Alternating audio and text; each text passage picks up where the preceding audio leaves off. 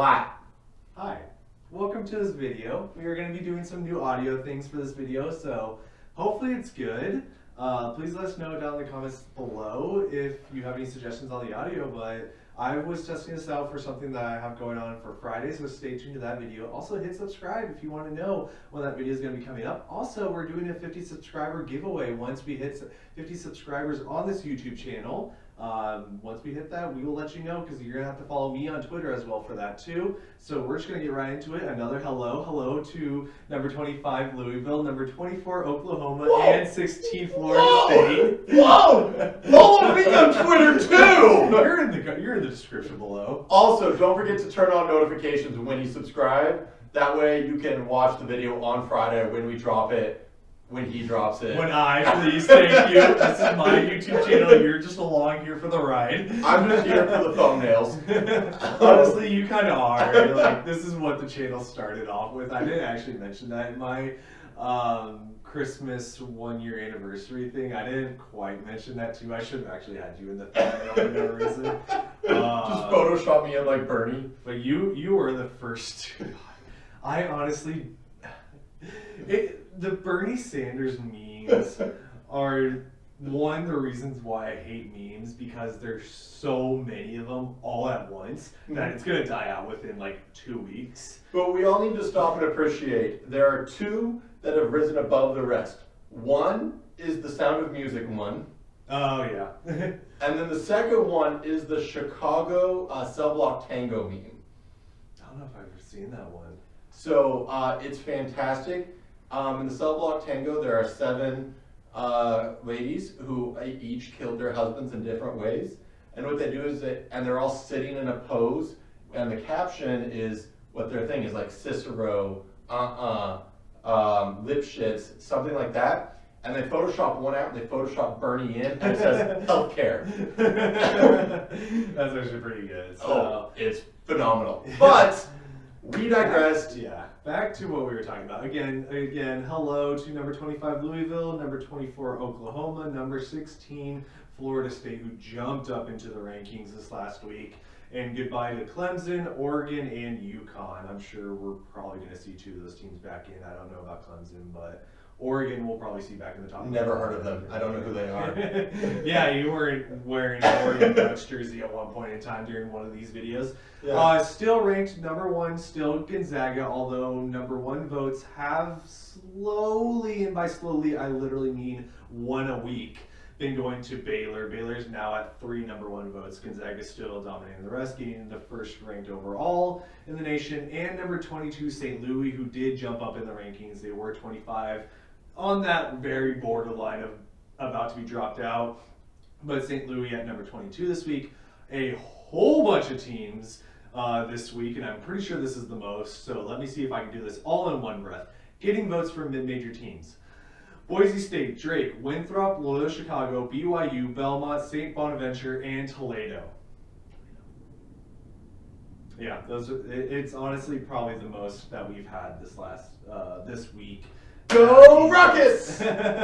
So, you want to know a fun fact? Yes.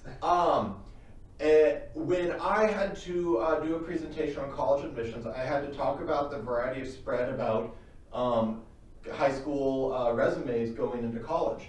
So the University of Toledo requires you to have a 2.5 high school GPA, and it requires you to have a 1,000 on your SAT score. Okay. The average SAT and GPA of the University of Toledo incoming class was a 2.3 and an 890. So below what they were requiring. Below the minimum. Wow. Their average acceptance was below their minimum requirements. When did you give this presentation? I gave this presentation in 2016. Okay, so about 5-ish years. Yeah. 4.5, I would probably say. 4.5 years ago. The idea was to explain, like, not every school has admission standards like Stanford or Harvard, and that we can find a school that's a good fit for you. So that was a great side quest. So on to what we are going to be talking about this week, and one thing that we're probably just going to be covering is there are 5 teams that still remain undefeated. Alabama A&M, Winthrop, Drake, Baylor, and Gonzaga. Baylor being the odd man out of being a major conference team. Who is going to remain undefeated throughout the entire season?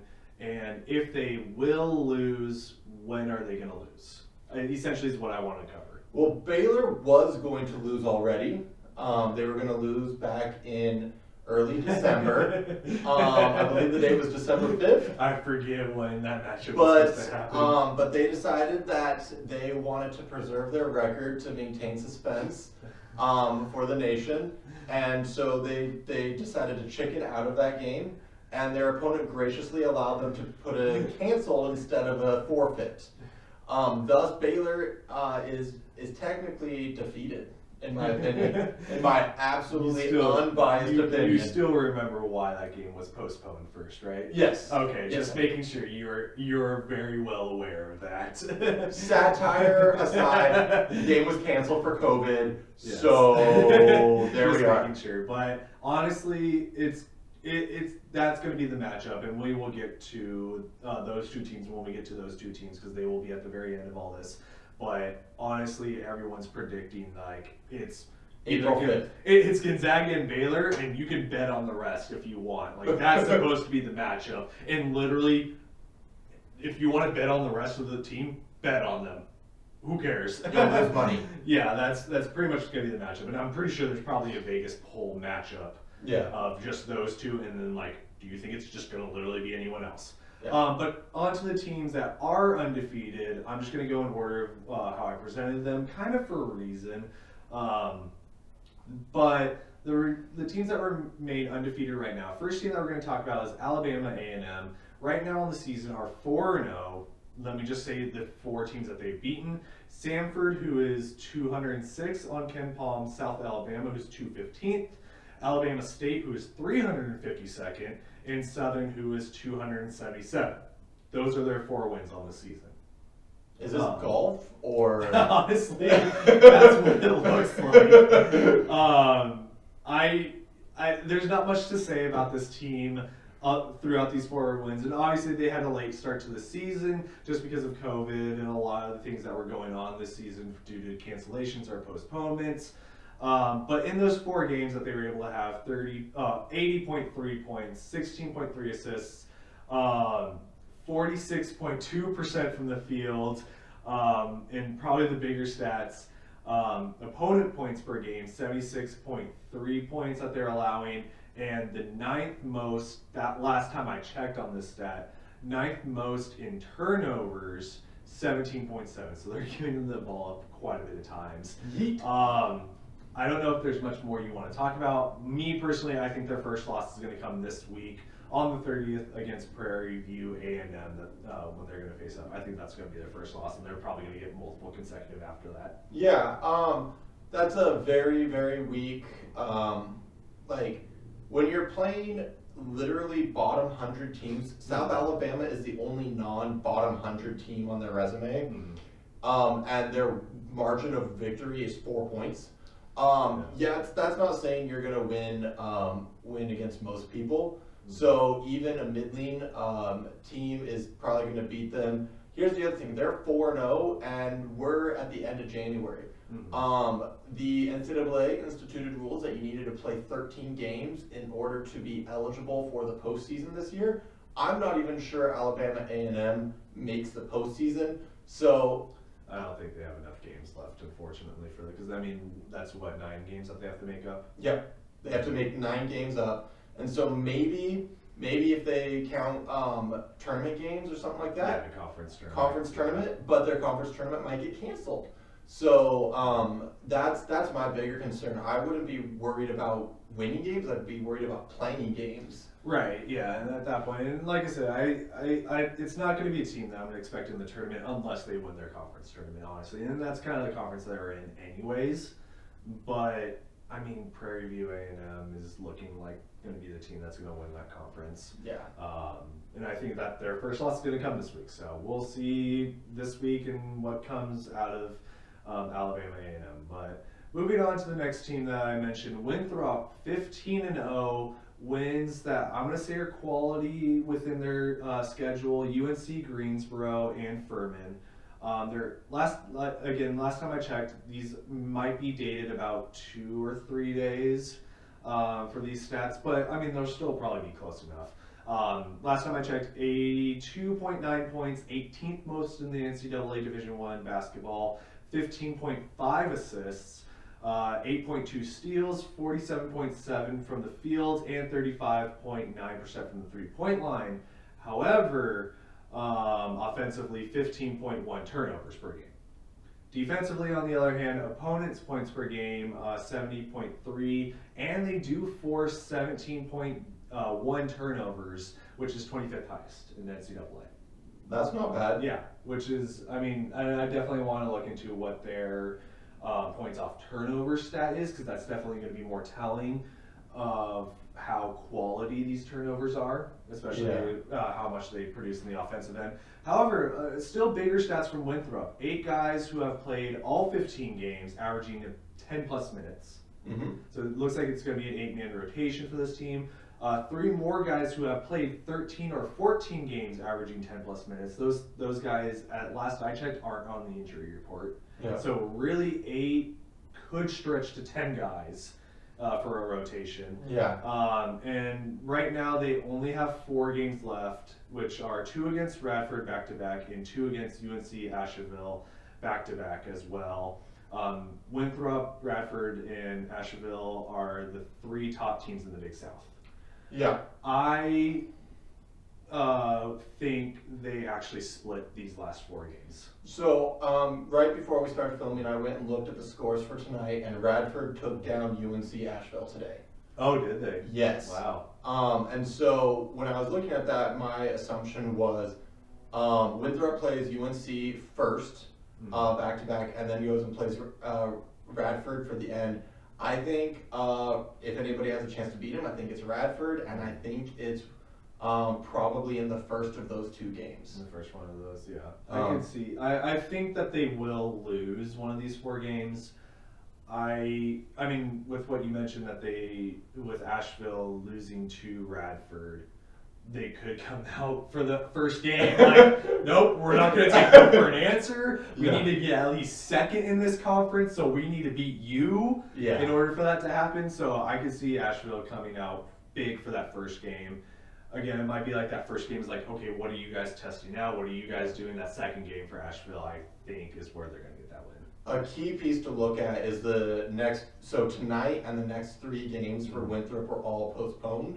Mm-hmm. So the question is going to be, are they going to get those rescheduled, or are they going to get them canceled? Because at this point, every time Winthrop steps on the court, the pressure mounts, and it could be any given Sunday. They don't have as dominant a team. They're not looking at a top 10 defense and a top 10 offense. Mm-hmm. So what I'm seeing there is a team that's playing really well, probably deserves an at-large bid no matter what, and is going to lose 1 to 2 games. If they only play the 4 games remaining, probably lose 2 to 3 if they play all 8 remaining. Mm-hmm. Yeah, I forgot to mention that too, but yeah, like I said, just with at least those 4 games, I can see them losing at least 1 between Radford and Asheville, but I think 2. Yeah. I think 2. Next team, Drake, 13-0 to start off the season. Quality wins. I guess this first one's quality just because it's their only major conference team that they played, but is it quality Kansas State? Who lost to a Division II team this year. And they did get 2 wins over South Dakota State. South Dakota having I think at least top 50 offense. South Dakota State less than 60 points they scored that game. I think it was like 53 and 57 for both games. So definitely 2 quality defensive games that Drake had. Their stats on the season, 38.9 points, 15th most in NCAA, 16 assists, 8.4 steals, 53.5% from the field, which last time I checked was 3rd in the NCAA, 43% from the 3-point line. They're probably going to make about 8 or 9, 8.3 made per game, and 10.9 offensive rebounds. Okay. Which is definitely quality up there. Like what we were seeing with Winthrop, 9 guys who have played all 13 games, averaging 10 plus minutes. Opponents' points per game, 59.9 points, ninth fewest in NCAA, as well as opponent field goal percentage, 38.8% from the field, which is 18th fewest. Yeah, so as we talked about with Winthrop having a high pressure defense, and last week when we talked about BYU also playing majority of their roster 10 plus minutes, Right. you have no hero ball. You have nobody who's out there taking up the majority of the time. But more importantly, you have no exploitable weaknesses where if you have one player who has a bad day, your team's done. Your team's sunk.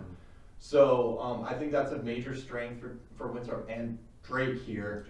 And so especially with that differential, they have 59.9 points allowed, but they're scoring basically 54 points. So that's quick math. That's a 24-point margin between their average. So that is huge, which is why I see Drake going to their conference tournament undefeated. But I have seen a lot of teams run the table through their conference play and then lose in even the semis of their not even get it to that finals position in their conference, but also still left to play with Drake. They still have quite a bit of games left until they have to face off against these two teams. Well, actually, this week they have to play against Missouri State this week, and then they have a couple games, and then they play Loyola Chicago, and I think they have 2 more games after that too.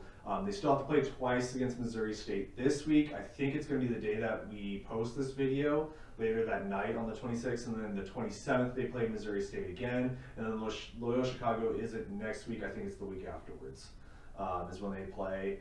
I am back and forth with this. Well, I think they sweep Missouri State this week, and then they split Loyola Chicago. So you're a lot higher on Missouri State than I am. So that's actually quite the statement from you. And then I think you're a little bit higher than Loyola Chicago. I don't think there's a 24-point margin, but I do think Drake. I think Drake wins against Loyola Chicago, both those games. But I think probably Loyola Chicago snipes them in the tournament. I can agree with that too. I think Loyola Chicago overall has a better defense than what Drake's been used to so far this season. That's why I think Loyola Chicago could sweep it. But I've been kind of back and forth the last couple days where I think one of these 4 games they will lose. I've been back and forth of whether or not they go 50% against Missouri State or go 50 against Loyola Chicago. I've been back and forth, but I think it's one of these 4 games that they're going to lose. Okay. But I think Loyola Chicago has the defense to do it against Drake. But again, I think Drake can do it as well. And I agree with you. It could be in the tournament where Drake loses. So on to the only team right now undefeated that is from a major conference. Baylor, who right now is 14-0, quality wins over Illinois, Texas Tech, Kansas, and Oklahoma. A whole bunch of offensive stats. 86.5 points per game, 8th overall in the NCAA men's college basketball. 50.4% from the field, 19th highest. 42.6% from the 3. They're going to make about 10.2 per game. 18.2 assists, 9.5 steals. That's the poppin' number. Defensive end, opponent field goal percentage, 41%, 61.7 points per game from the opponents, which is 20th fewest. And they forced 19 turnovers, which is 4th most. Interesting stuff that I actually saw, and I kind of want to break each of these down individually. So with their quality ones that I mentioned, Texas Tech, they won by 8, but Texas Tech gave up 20 turnovers. Kansas gave up 18 turnovers. Baylor won by 8. Oklahoma gave up 10 turnovers. Baylor won by 15. Illinois gave up 12 turnovers, Baylor won by 13. So the games in which their opponents allowed more turnovers, they didn't win by very many, comparatively. However, I think it's because of the defenses that they were playing against. Texas Tech is a top 5 defense, Kansas is a top 20 defense, Oklahoma is a top 40, Illinois is a top 30. I think those games were close because of the defenses that they were going against, and that if you do not have that good of a defense, Baylor's going to get those second chance opportunities off of you. So that's really telling of how good Baylor's offense is versus how good Texas Tech's and Kansas's defenses are. And they still have to play Texas Tech and Kansas once.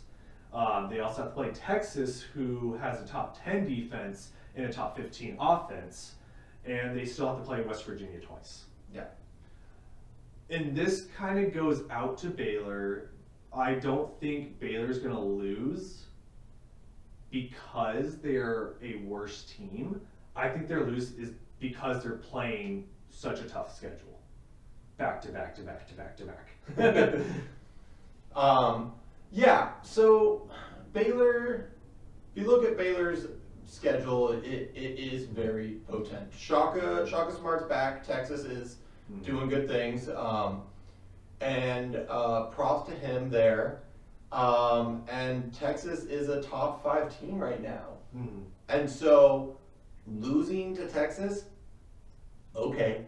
I mean, you're still going to be definitely the second team in the nation still at that point. Yeah. West Virginia,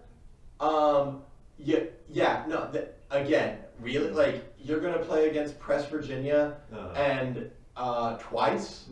And then you also have to play Kansas and Texas Tech again. So there's a lot there. Baylor plays a very NBA style offense. And I think one of the reasons why we can say the NBA style offense works in the NBA is because the NBA doesn't play defense. And which is what you're pointing out, is when Baylor ran into stout defenses, they struggled. I think one of the biggest things about Baylor is if you look at it, like Drake, they only have a 24 point differential. It's 24.8, but that's 0.8 point larger differential. But their defense, they're holding teams to 41% shooting. They're forcing 19 turnovers a game. They are shutting their opponents down and making them work, which is what's allowing them to win. And so I think the only time Baylor loses is if their opponents are hot. And so I'm not going to call a specific game, but I'm going to watch Texas and I'm going to watch West Virginia. Those are I don't see them losing to Tech. I don't see them losing to Kansas. I see them maybe Texas and maybe West Virginia. And I have something highlighted here where it's Texas, of the upcoming games right now, Texas is their next game. And then they have Auburn right before they play Oklahoma. And then I have it highlighted here. They have to go through Oklahoma, Texas Tech, West Virginia, all back to back. Yeah. That's a 4-game stretch where I think they will probably lose in that stretch just because you have to go against top 25 teams for 4 games. Not many teams can do that. Right. And even Gonzaga, yes, had a 4-game stretch. I mean, granted, they had Auburn in there for their 4-game stretch of that. It wasn't a full 25 teams, but it's like there was a break involved and all that stuff. But this is back to back to back.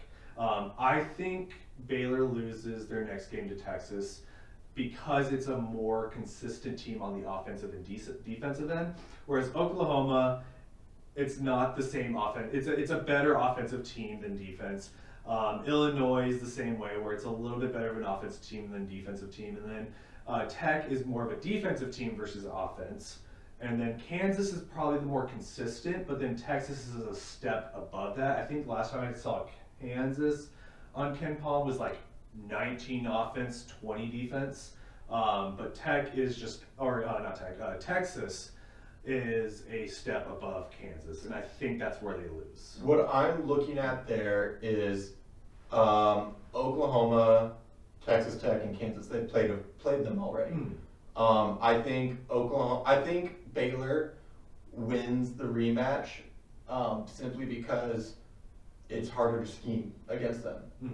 They've already seen what your plan is. They've already seen what you throw at them. You might execute your plan better, but Baylor's going to have an answer. Yeah, they always do. That's their coaching scary. Their coaching staff is phenomenal. Yeah, a lot of credit to them. And so that's the story there. Baylor. So a lot of people are saying Baylor undefeated to the tournament, and it's an undefeated game between Baylor in the championship game versus our next school. But there are so many traps. Here's the thing: is like saying Baylor loses is just like, duh. Like going through the schedule, like there's no way you can go undefeated, just period, with this kind of schedule, and that's because it's a top major tournament. However, I do think our next team probably could go undefeated against that schedule. Yes. That schedule could. It's definitely a hard schedule, like I said, but getting on to our next team, and our final team, Gonzaga, who is number 1 overall, getting the majority of number 1 votes, except for 3 of them. 15-0 to start off the season. Quality wins that all happen within like the first 7-8 games of the season. 4 in their first 7 games were against top 15 teams. Yes. Wins it over Kansas, West Virginia, Iowa, and Virginia that I'm listing. There's still Auburn that I didn't even have on this list as well, and another team I'm kind of blanking on right now. I might be thinking of BYU on this list. But Gonzaga stats, definitely an offensive-minded team. 94.4 points first overall, 55.3% from the field first overall, 19.9 assists third overall, 8.4 steals, and they only give the ball up 11.7 times, 11.7 turnovers. Defensive end, opponents' points per game, 72.1, 42% from the field, and they do Gonzaga forces 15.4 turnovers each and every game. Upcoming right now for Gonzaga's schedule, I just kind of listed these teams off. They still have to play at BYU, have to play St. Mary's in Spokane, have to go to War Memorial Gym, San Francisco, and have to play at Pepperdine, and I think they still have to go. I didn't mention this, but I'm just going to say it. They still have to go twice against Santa Clara, who is a top team in the WCC this year. They are, yeah. Who'd have thunk it? Yeah, Santa Clara is looking to be a top 5 team. So I'm just going to at least say it. I didn't write it down because at least out of these teams, I just kind of want to highlight the bigger ones, but I just want to give a shout out to Santa Clara. I'm more scared of Santa Clara than I am of St. Mary's. Mm-hmm. However, I think you guys have heard me all season. Pacific always makes me nervous. They play physical, they play tough. Yeah, we just beat them by 44 points. Or 49 or some disgusting amount. Yeah. We still have to play them at Pacific. This will be after they, have gotten some games under the belts. They're not their first game back in like a month. Mm-hmm. So I think there's several games in there that are going to test Gonzaga. Gonzaga doesn't lose a single one of them. Because the other thing is, when we're talking about first overall in points, first overall in field goal percentage, third in assists, and those phenomenal steals and turnover numbers, that's with our bench averaging 7-8 minutes a game right now. Not our bench, our bench. Our high school senior recruits. Yes. That we have this year. Yeah. I still want to give myself a shout out. So was it Richard? It was Richard Fox last game.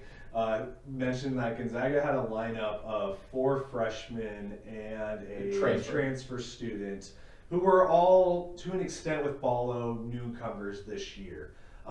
Correction on that. We had 3 freshmen, one being a redshirt Ballo, a transfer student, and a high school senior recruit who was in high school this year. Yeah. Was in high school this year. Yeah, he On December 15th, he Yeah. finished his first semester of senior year of high school, Yeah. and on like December 20th, he was a college student. Yeah. So But does Gonzaga stay undefeated? I would just go through conference tournament as well. Does Gonzaga not lose a game going into the tournament? easily. I have to agree. So I think it's hard to see which game they lose if they're gonna lose a game. If BYU lets students into the gym, That's the one game I can see is either BYU final game of the year at BYU or BYU in the WCC finals. yeah. Like it's one of those two. And it's and- always that every year. And the only reason is because BYU has established itself as the second best team in the WCC by a margin. Yeah, and they're definitely going to be a tournament team come this year. Yeah. They should get a bid no matter what. Right. But that's the caliber we're talking about. We're talking about a top 64 team, realistically a top 32 to top 16 team. Yeah, because those bottom are like you win because you won your conference tournament kind of thing. Yeah, realistically a top 32 team is a patty cake. That's the status we're talking about. Now, would Baylor go undefeated against the schedule as well? Easily. Yeah, with Gonzaga's schedule, yeah. Yeah. I could see both Gonzaga and Baylor going undefeated with Gonzaga's schedule. Yes. Especially obviously with WCC play, I understand that argument. Now the reverse, if Baylor goes undefeated, does Gonzaga go undefeated with Baylor's schedule? Yes. Again, I don't think Baylor goes undefeated with their own schedule. So I don't think Gonzaga goes undefeated with Baylor's schedule. Yeah. I'm going to make that argument. Okay. Is that I don't think Gonzaga goes undefeated, but because Baylor doesn't go undefeated. Okay. That's what I think. I think whatever Baylor probably finishes off as was probably what Gonzaga would finish off as. Because it's these two. These are the two like top teams, and then it's like a little bit of a gap, and then it's Villanova, and then it's a gap, and then it's the number 4 team. So you're talking about Ken Palm efficiency rankings. Yes. Is that Yes. I don't buy into Nova. I think they had some stuff at the start of they might have been improved. Yeah. But at the start of the season, they were not that good of a team. Yeah. And so I question that a little bit. I think Gonzaga goes undefeated with Baylor's schedule. I think their average win is like 7 or 8 points. Yeah, closer. I think Suggs and everybody else starts having to average more than 30 minutes a game instead of like the 22 they're averaging now. Or what, I'm making that number up, but it's something close to that. But in order, I think, so Alabama A&M, first one to lose. Yeah, they're gonna lose this week. Winthrop doesn't play this week, but I think is with those 4 games that we mentioned, they're gonna lose one of them. they're gonna lose something. So Drake, I think, is making it to their tournament and losing. Baylor, so here's the thing: is I don't want to call them losing because I think they're capable of winning. Oh yeah. But like I said, I just can't see you going through these teams undefeated. I will look at the schedule and say, Baylor, if you survive Texas and you win against West Virginia both times, you are undefeated into the NCAA.